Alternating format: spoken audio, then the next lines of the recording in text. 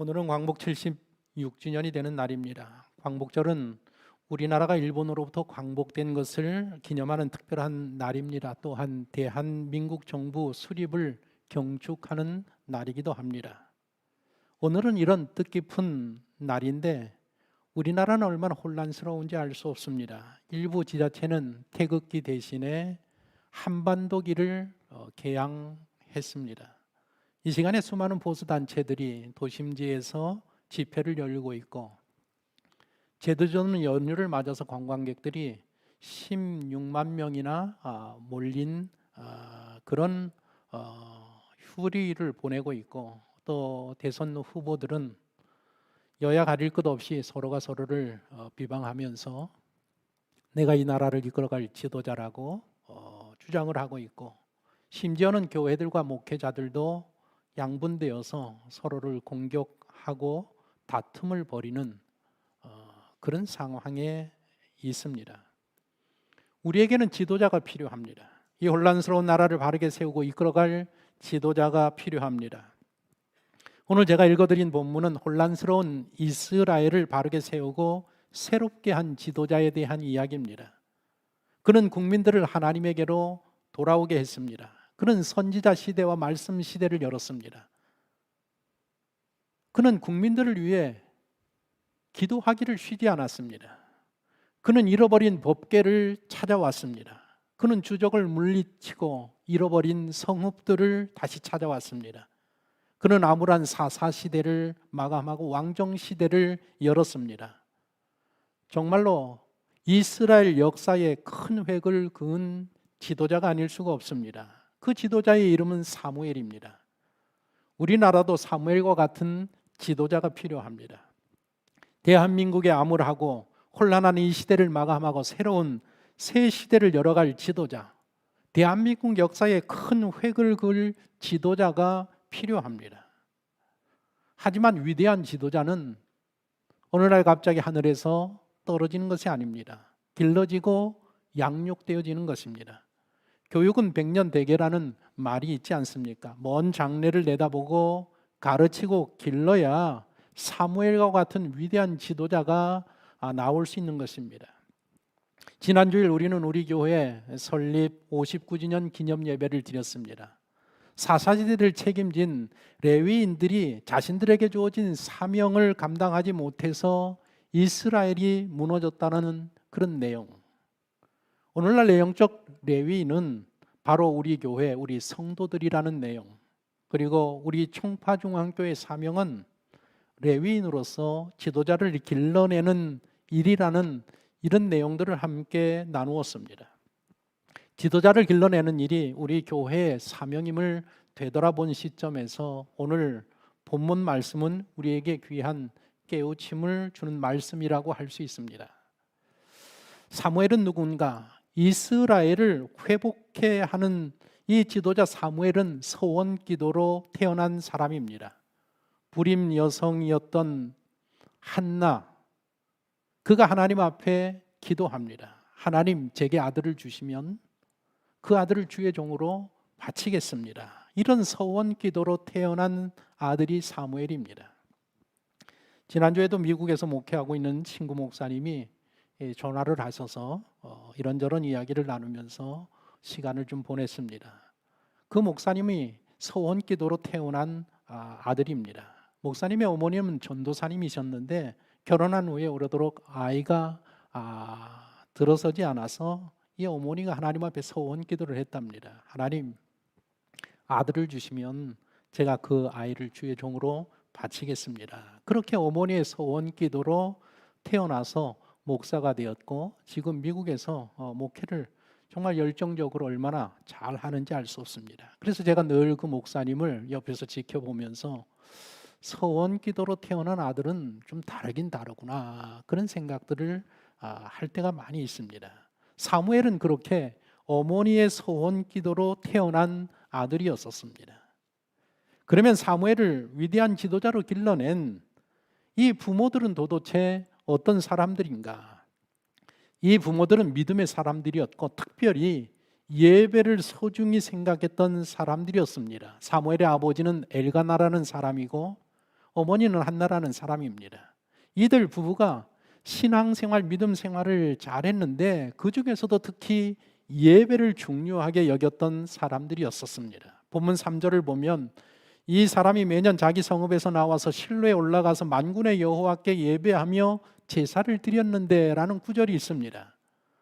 사무엘이 태어난 시대는 사사시대입니다. 일반 백성들뿐만 아니라 성소를, 이 성전을 책임진 제사장들과 레위인들조차도 제사를 멸시하던 그런 시대였었습니다. 종교 지도자들조차도 하나님께 드리는 예배를 하찮게 여기는 그런 시대였었습니다.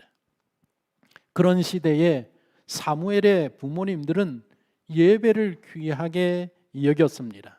거주지 라마에서 성소가 있는 먼 실로까지 가서 예배를 드립니다. 온 가족이 매년 정기적으로 성소를 찾아서 예배를 드리던 가정입니다. 오늘 본문의 이야기는 전체적으로 이들 부부가 예배하는 모습을 기초로 해서 구성된 스토리입니다. 이들 부부, 이들 가정이 하나님의 전을 찾아 예배를 드렸다라는 그런 모습이 7번이나 나오고 있습니다. 오늘 이 이야기의 시작이 이들 부부가 하나님의 전을 찾아 예배를 드렸다라는 말로 시작을 해서 예배를 드렸다는 말로 끝나고 있습니다.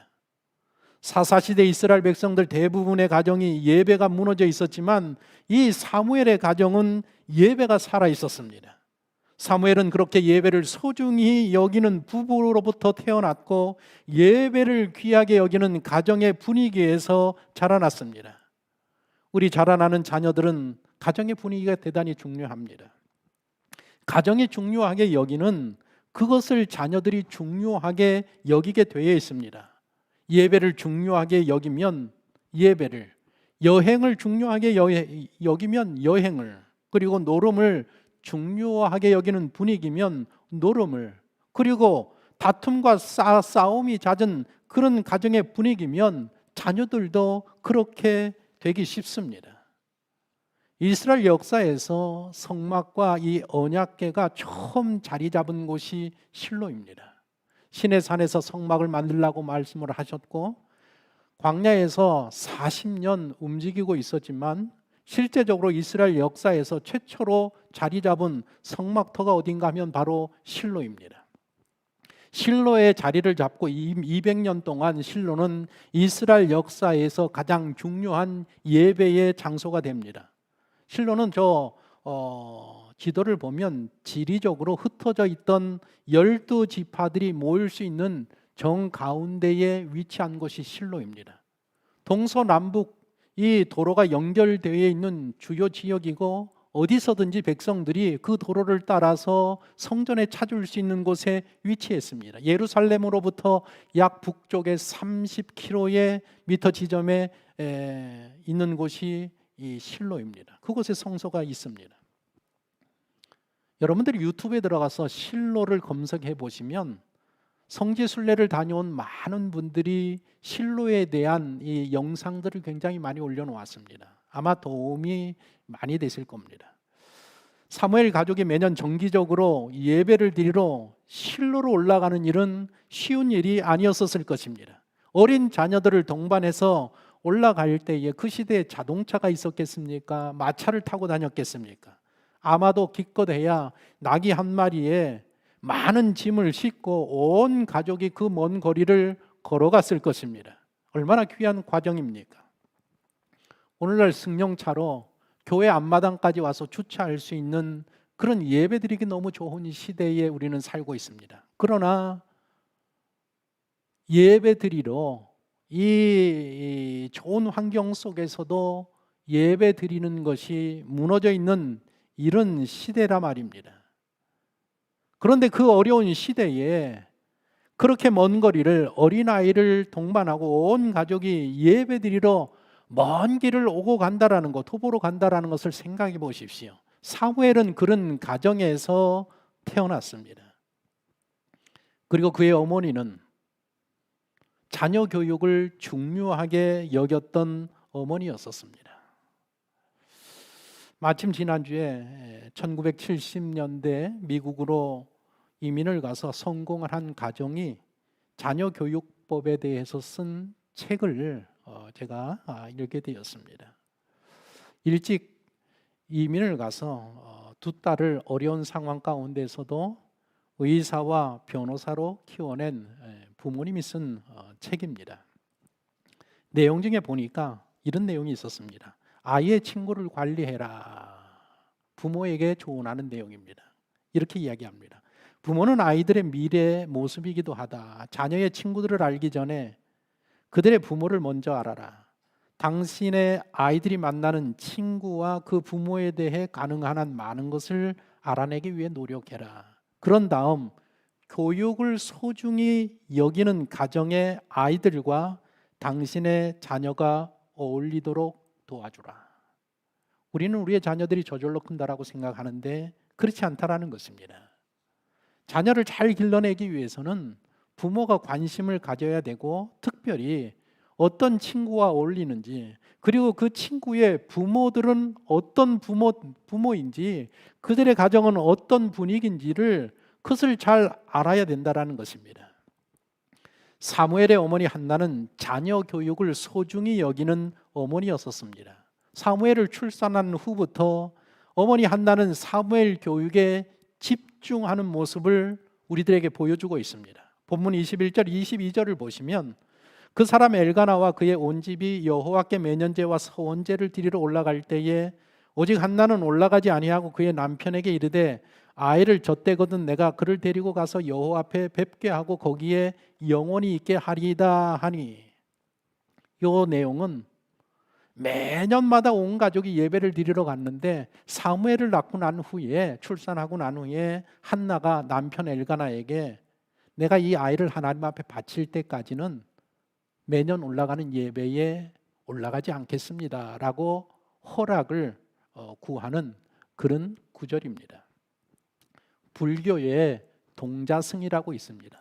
어린아이가 머리 빡빡 깎고 절에 가는 아이들 있지 않습니까? 승려가 되기 위해서 어릴 적부터 출가해서 수행을 하는 어린아이를 동자승이라고 합니다.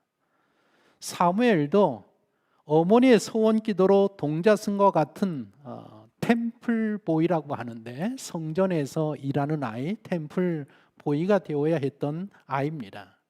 한나는 이 사무엘이 템플보이가 될 만한 나이, 한 7살 될 때까지 아들의 조기 교육을 책임집니다. 너무 어려서 맡기면 어떡합니까? 그러니까 혼자 거동할 수 있고 혼자 생활할 수 있는 한 7살 정도까지 이 사무엘을 집에서 어머니가 키운 것으로 우리는 그렇게 보고 있습니다. 하나님께 약속을 했으니까 약속을 지켜야 했습니다. 그런데 아들 사무엘이 머물 실로 성소의 책임자가 누군가 하면 엘리입니다. 존경할 만한 제사장이 아닙니다. 이미 나이가 너무 많이 들었고 하나님보다 아들을 더 아끼고 사랑했고 영적으로 백성들에게 인정받지 못하는 그런 대제사장이었었습니다. 그러나 그 엘리와 성소에 누가 있는가 하면 두 아들이 있습니다. 아들들도 마찬가지입니다. 제사장이지만 성소를 책임지고 예배를 책임지는 제사장들인데, 성경에 보면 그들은 하나님을 알지 못하는 자들이라고 했습니다. 하나님께 드리는 제사를 하찮게 여기는 그런 아들들이라고 했습니다. 성소에서 하나님의 것을 도적질하는 자들이었었고, 성소에서 봉사하는 여성들을 성추행하고 성폭행하는 그런 악한 자들이었었습니다. 그런 곳에 귀한 아들, 서원으로 난 아들을 템플보이로 맡겨야 하는 어머니의 마음이 어떠하겠습니까? 어머니가 아마 너무나도 걱정되고 근심되었을 것입니다. 하지만 하나님 앞에 약속을 했기 때문에 약속을 지켜야 했었습니다.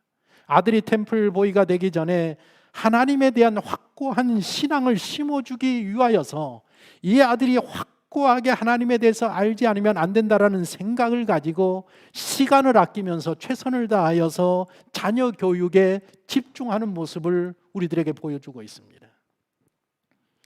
그래서 이 사무엘의 조기 교육을 위해서 남편에게 양해를 구하고 있습니다. 사무엘을 템플보이로 맡기기 전까지 매년마다 온 가족이 드리는 그 예배에 나는 올라가지 않겠습니다 라고 허락해 달라고 양해를 구하고 남편의 허락을 받습니다. 사무엘의 가정은 믿음이 좋은 가정이었었고 이렇게 예배를 소중하게 여기는 가정이었었지만 오늘 우리 모든 가정들처럼 가정 불화가 있던 아주 극히 평범한 가정이기도 했습니다. 우리는 사무엘 가정을 보면서 아무리 신앙이 좋고 믿음이 좋은 가정이라고 해도 문제가 다 있다라는 것을 알게 됩니다. 왜 예배의 사람이었던 한나가 온 가족과 함께 참석하는 예배에 빠지겠다고 하는가? 이유가 있었습니다. 한나는 신앙 좋은 엘가나를 만나서 믿음의 가정을 꾸리고 행복하게 살았습니다. 그런데 아이가 없었습니다. 한나는 불임 여성이었었습니다. 요즘 결혼한 젊은 여성들은 아이를 원하지 않는다고 합니다. 그래서 요즘 젊은 여성들은 사비를 선언한다고 합니다. 비연애, 비섹스, 비결혼, 비출산. 이게 오늘날의 하나의 풍토입니다. 하지만 지금으로부터 3,500년 전 달랐습니다. 결혼은 반드시 해야 하는 것이고 결혼하면 여인이 아이를 반드시 낳아야 했습니다. 고대 근동에서 혼인한 여인이 임신하지 못하여서 대를 잇지 못하면 그것을 가장 큰 수치로 여겼고 하나님에게 징벌과 심판을 받는 것으로 여기고 생각을 했습니다. 그래서 아들이 없는 남자는 다른 여자를 두 번째 아내로 얻어서 그녀를 통해서라도 아들을 낳아야 했고 그렇게라도 가문을 이어갈 상속자를 얻는 것을 대단히 중요하게 여기고 그것이 문화였었습니다. 우리 조선시대도 그러지 않았습니까? 칠거지약이라는 거 있지 않았었습니까? 칠거지약 중에 두 번째가 뭔가 하면 아들을 낳지 못하면 여인이 결혼해서 아들을 낳지 못하면 그 가문에서 쫓겨나도 아무 할 말이 없는 그런 악법이 조선시대만 해도 이게 있었습니다. 바로 이런 것들이 타락한 인류가 하나님에게서 벗어난 악한 모습들을 우리들에게 보여주고 있습니다. 사람들이 자기 소견이 옳은 대로 만들어 오는 이 악법들이 세상을 다스리고 있습니다.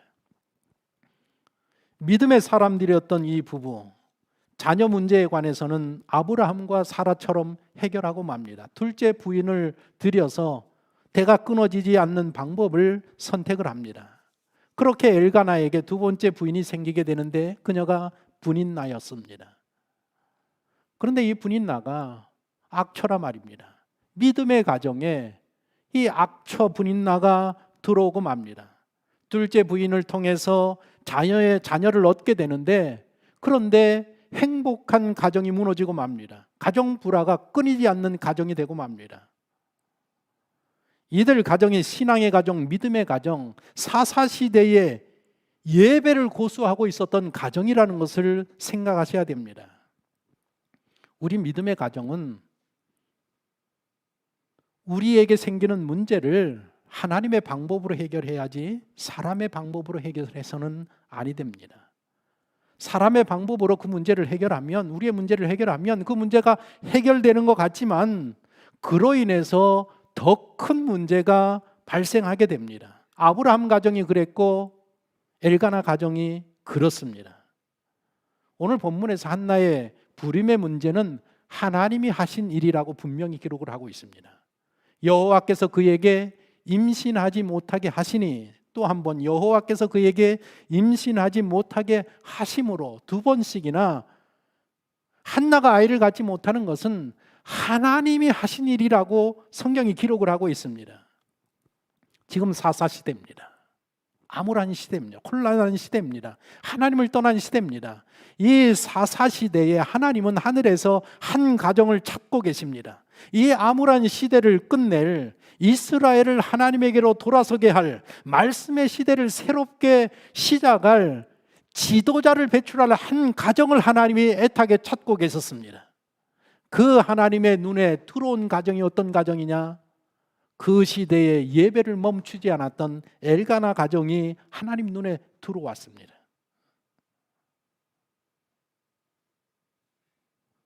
그래서 이들 부부에게 하나님의 큰 비전과 뜻이 있어서 아들을 주시지 않고 계셨습니다. 한나의 불임의 문제는, 이 문제는 하나님으로부터 시작된 문제이기 때문에 하나님이 해결하는 문제란 말입니다. 사람이 해결할 수 있는 문제가 아니었습니다. 분인나가 이 가정에 들어오면서 불화가 일어납니다. 그리고 그 가정에 가장 큰 불화가 언제 일어나느냐? 매번 예배를 드리는 날에 일어난다라는 사실입니다. 아이를 낳지 못하는 이 한나를 불쌍히 여기는 남편이 한나에게 예배를 드리고 갑절의 목을 줍니다. 쉽게 설명하면 이런 겁니다. 이 가장이 아주 믿음 좋고 경제력도 있고 또 이 자녀들을 두루 다 가정을 잘 통솔하고 사랑하는 가장입니다. 그래서 온 가족이 실로에 가서 예배를 드리면 그 얼마나 큰 일입니까? 너무 감사하고 자녀들에게 감사하고 아내가 감사해서 요즘식으로 말하면 용돈을 준단 말입니다.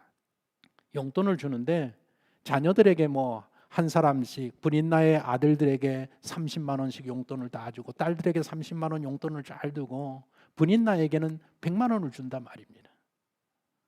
그리고 한나에게는 200만 원을 주는 것입니다. 그것을 보면서 분인나가 견뎌하지 못합니다. 왜 나는 적게 주고 왜 나보다 배를 주느냐? 그러나 여러분들 생각을 해보십시오. 분인나가 더 많이 받는다고 할 수 있습니다. 자녀들까지 있고 받는 거 다 치면 한나보다 훨씬 더 많이 받는 것입니다. 그러나 분인나는 그렇게 마음이 넓고 큰 여자가 아니었었습니다. 그리고 남편의 관심과 사랑이 다가가는 것을 견뎌하지 못한단 말입니다. 그래서 예배를 마치고 식사하는 자리에서 계속해서 이 한나를 갈구기 시작을 합니다. 괴롭게 만듭니다. 분노하게 만듭니다. 이 가정, 이 믿음의 가정에서 가장 큰 불화가 일어나는 게 어느 날이냐? 하나님의 성소에 가서 거룩하게 예배를 드리고 온 가족 식탁 교제를 하는 그때에 이 가정에 큰 불화가 일어납니다.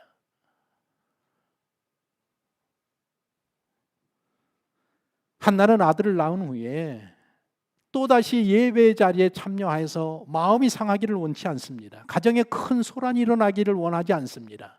내가 정말 이 평안한 마음 상태로 이제 이 7년이라는 이 기간 동안, 얼마 길지 않은 이 기간 동안에 내 아들 자녀 교육에 집중해야 되는데 그 평안한 마음 상태를 잃어보기를 원하지 않았습니다. 그래서 사무엘이 아빠에게 이 아들을 템플 보이로 내가 보낼 때까지는 예배에, 온 가족이 드리는 예배에 내가 동참하지 않고 자녀 교육에 집중하겠습니다. 그러니 이해를 해 주십시오. 양해를 구하고 남편이 허락을 해서 그 기간 동안에 성전에 같이 올라가지 않습니다.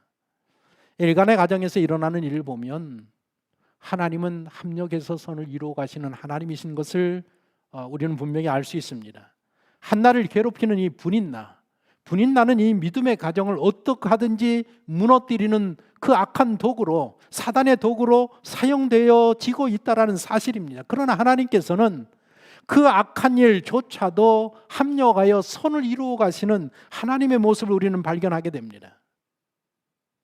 분인나 때문에 한나는 자신의 고백대로 나는 마음이 슬픈 여성입니다, 여자입니다라고 고백을 하고 있습니다. 엘리 제사장에게 고백을 하고 있고 나는 마음이 슬픈 여자입니다. 여러분들 마음이 슬픈 여자가 되면 어떻게 됩니까? 시간이 지나면 마음에 상처가 생기고 우울증으로 변하고 좌절감이 생기고 의욕을 상실하게 되고 결국에는 스스로의 그 정신을 이겨내지 못해서 목숨을 버리는 지경까지 가는 사람들이 얼마나 많이 있습니까? 하지만 한나는 그 모든 것을 기도로 이겨내고 있습니다. 괴롭힘을 당하면 당할수록 더 하나님 앞에 나아가서 매어달려 기도하는 어머니였었습니다. 한나는 기도하기를 쉬지 않았고 기도를 포기하지 않았습니다. 눈물을 흘리면서 통곡하면서 금식하면서 하나님 앞에 괴로울 때마다 나아가서 기도했습니다. 그리고 마침내 하나님이 인정하시는 기도의 어머니가 되었습니다. 기도의 여인이 되었습니다. 기도의 어머니가 되고 기도의 여인이 되었을 때에 하나님께서 그녀에게 귀한 아들 사무엘을 허락하고 계시다라는 사실입니다. 말할 수 없는 고통 가운데, 말할 수 없는 기도 가운데 얻어낸 아들이었었기 때문에 이 아들의 이름을 어떻게 지을까? 자녀를 낳아 보십시오. 자녀의 이름을 짓는 게 여러분들 쉽지 않습니다. 그리고 정말 좋은 이름을 지어줘야 되겠다, 우리가 얼마나 생각하는지 모릅니다. 한나가 이 사무엘이라고 지은 이유가 뭔가 하면, 내가 여호와 앞에 그를 구하였다. 그러니까 이 아들은 내가 기도로 얻은 아들이라는 그런 의미가 사무엘이란 이름의 뜻입니다. 기도로 얻은 아들이라 말입니다. 인간이 할 수 있는 가장 위대한 일은 하나님 앞에 기도하는 일이고, 또한 인간이 할 수 있는 가장 어려운 일도 하나님 앞에 기도하는 일입니다. 한나는 그 일을 해냈다라는 사실입니다. 그리고 이들 부부는 정말 진정으로 감사할 줄 아는 사람들이었습니다. 마침내 아들을 하나님 앞에 바칠 때가 되었습니다. 교육기간이 끝났습니다. 이들 부부가 사무엘을 데리고 약속한 대로 실로로 올라가서 성소에 귀한 아들을 바칩니다. 아들을 바치는 그날 하나님께 바칠 예물을 대단하게 준비해서 올라가는 모습을 우리에게 보여줍니다. 본문 24절을 보십시오. 젖을 뗀 후에 그를 데리고 올라갈 새 수소 3마리와 밀가루 1에바와 포도주 1가죽 부대를 가지고 실로 여호와의 집에 나아갔는데 아이가 어리더라. 귀한 아들, 외동아들, 기도로 받은 아들, 그 아들을 하나님 앞에 바치는 일도 이게 정말 놀라운 일인데, 아들을 바치면서 감사 예물을 얼마나 많이 준비해 왔는지 알 수 없습니다. 수소 3마리, 밀가루 1에바, 포도주 1가죽 부대. 요즘은 밀가루가 흔한 시대지만 그 당시에는 이 밀가루가 얼마나 이 귀하고, 밀을 빻아서 고운 가루로 만든 이 밀가루가 정말 귀한 시대였었습니다. 요즘 포도주가 흔한 시대지만 그 시대는 그러지 않았었습니다. 요즘 소 1마리 얼마인지 모르겠습니다. 요즘 가치로 따져도 소 3마리를 드린다라는 거, 이거 보통 재물이 아닙니다. 그런데 그 당시에 소 3마리, 밀가루 1에바, 포도주 1가죽 부대, 정말 어마어마한 액수가 되는 그런 것들을 준비해서 하나님 앞에 드리고 있다라는 사실입니다. 이 예물에는 하나님을 향한 감사한 마음이 담겨 있습니다. 하나님을 향한 감사한 마음이 없으면 이런 예물을 드릴 수가 없습니다. 드릴 수가 없습니다. 한나는 제사장 엘리에게 자신에게 이뤘던 일들을 다 하고 예배를 드리고 사무엘을 하나님 앞에 드립니다.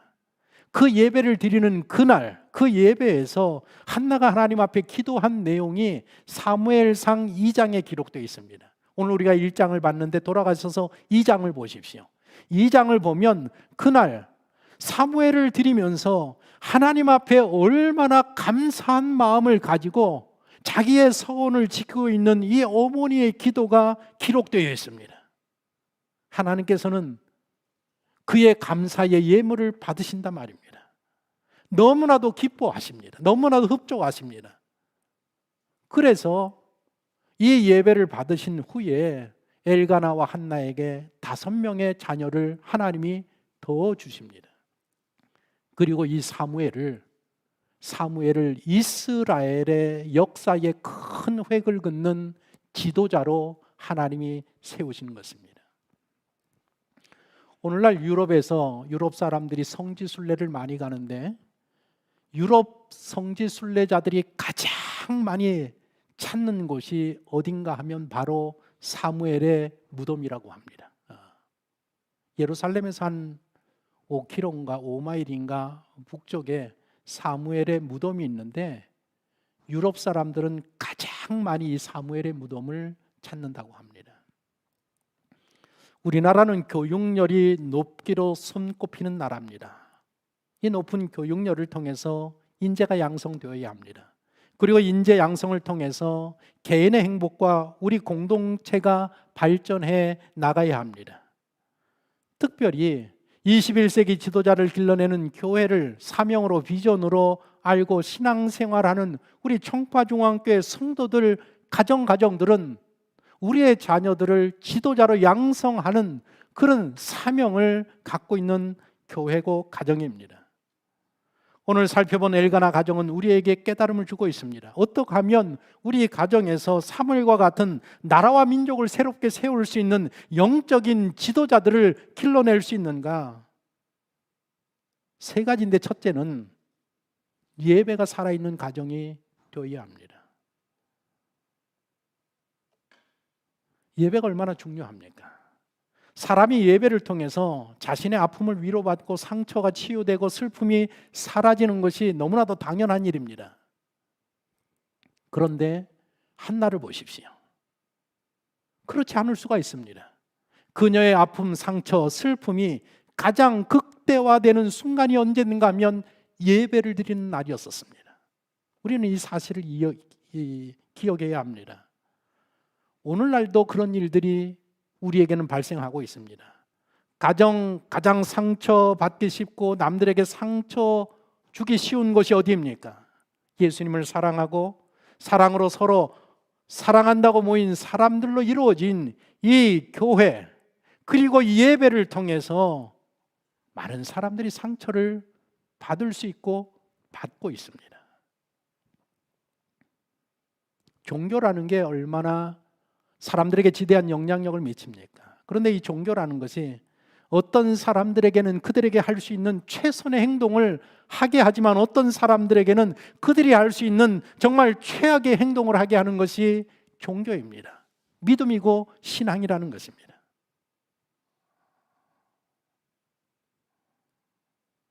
우리는 이 예배의 자리를, 이 교회라는 것을 정말 모든 사람들이 와서 위로를 받을 수 있는, 정말 예배를 통해서 예배를 드리고 난 후에는 최선의 행동을 하는 그런 크리스찬들이 되어야 합니다.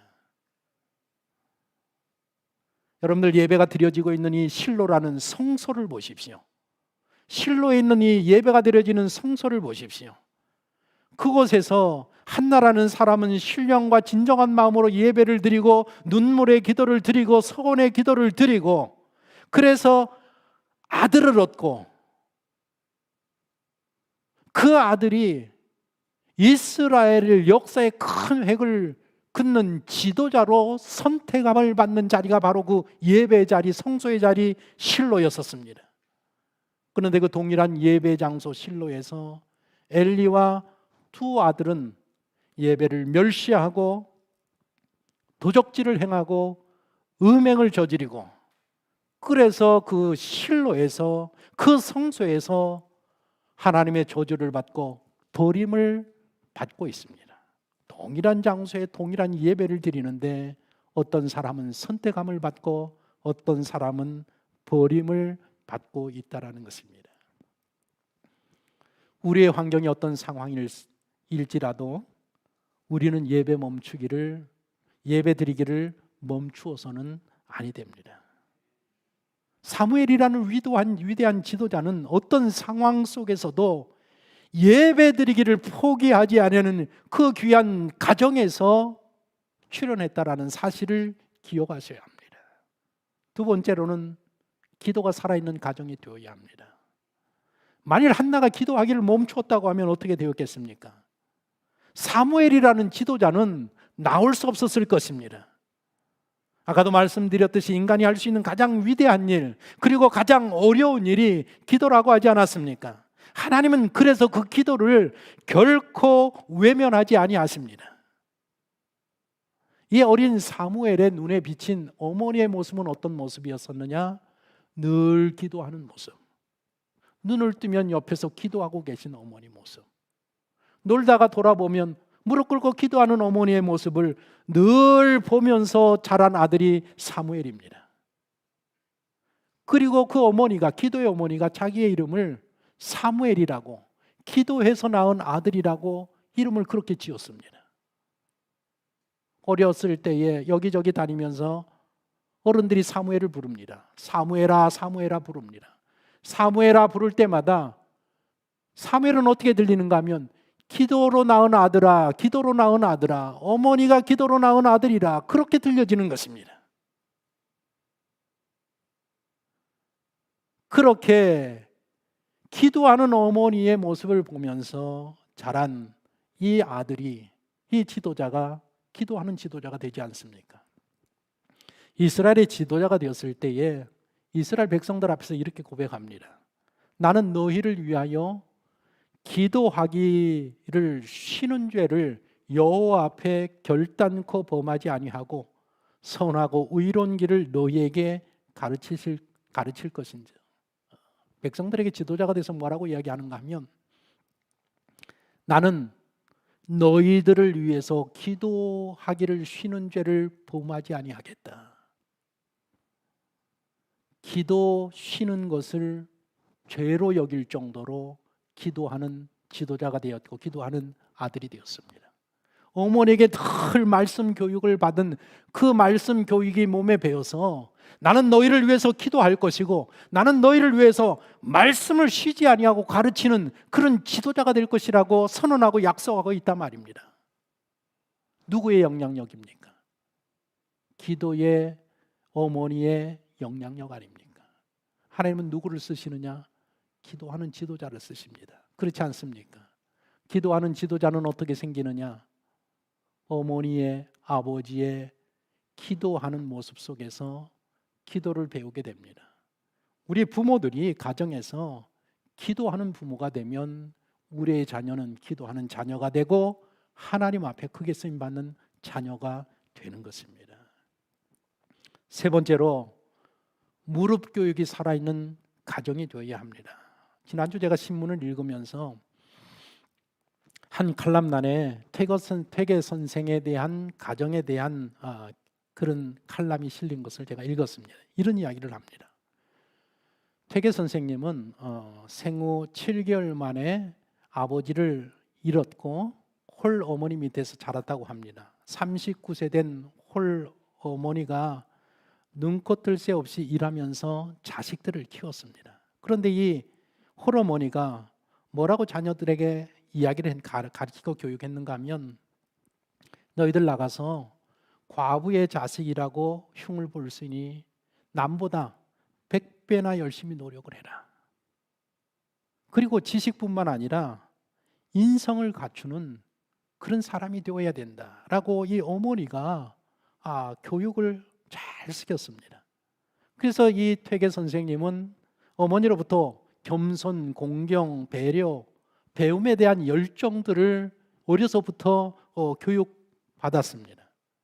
뿐만 아니라 할머니가 93세까지 장수하셨는데 이 할머니와 20년을 함께 살았답니다. 이 할머니가 손자를 20년 동안 이 무릎에 얹혀놓고 늘 이 귀한 이 어린 손자에게 늘 옛날 이야기를 가르치면서 누구 이야기했겠습니까? 할아버지. 이 할아버지가 또 대단한 할아버지입니다. 할아버지에 대한 이야기, 가문에 대한 이야기. 그러면서 이 무릎에 앉혀놓고 교육을 시켰단 말입니다. 뿐만 아니라 외할머니가 계셨는데 이 외할머니는 또 어떤 할머니인가? 아들들이 있었는데 아들들이 책을 읽지 않고 공부를 하지 않으니까, 요즘은 책이 싸지만 옛날에는 책이 얼마나 비싼지 모릅니다. 아들들이 책을 안 읽으니까, 야, 너희들이 책을 안 읽고 공부를 안 하니까 이 책이라는 것은 공적인 물건인데 책을 읽기 좋아하는 내 사후에게 이거 다 물려주겠다. 그래서 퇴계의 아버지에게 그 많은 서적, 학자가 되는 그 아버지에게 책을 다 물려줬다라는 겁니다. 퇴계라는 그런 위대한 사람이 그냥 일어나는 게 아니라 가정의 분위기가 그런 분위기였었고, 그런 관심과 교육과 가르침 속에서, 양육 속에서 나타난 지도자라는 것입니다. 우리 모두 우리의 그 자녀와 손주들이 훌륭하게 되기를 원하고 있습니다. 그러면 우리는 어떻게 살아야 되는가? 아이들은 가정에서 어른들의 삶을 보고 듣고 영향을 받으면서 성장하게 됩니다. 우리의 자녀를 지도자로 길러내기 위해서는 온 가족의 노력이 필요합니다. 아버지와 어머니의 그 자녀 교육에 대한 관심이 필요하고, 할아버지와 할머니, 외할아버지와 외할머니의 그 무릎 교육들이 그것이 지도자를 길러내는 데에 너무나도 소중하고 필요한 것들인 것입니다. 이 나라와 이 민족에게는 사무엘과 같은 영적인 지도자가 필요합니다. 정말 대한민국의 역사에 큰 한 획을 긋고 어두운 시대를 마감하고 새로운 시대를 열어갈 정말 지도자다운 영적인 지도자가 필요합니다.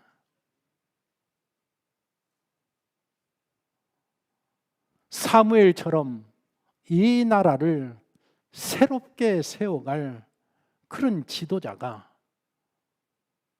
바로 당신의 가정에서 길러지기를 정말 기도합니다. 세 가지를 기억하십시오.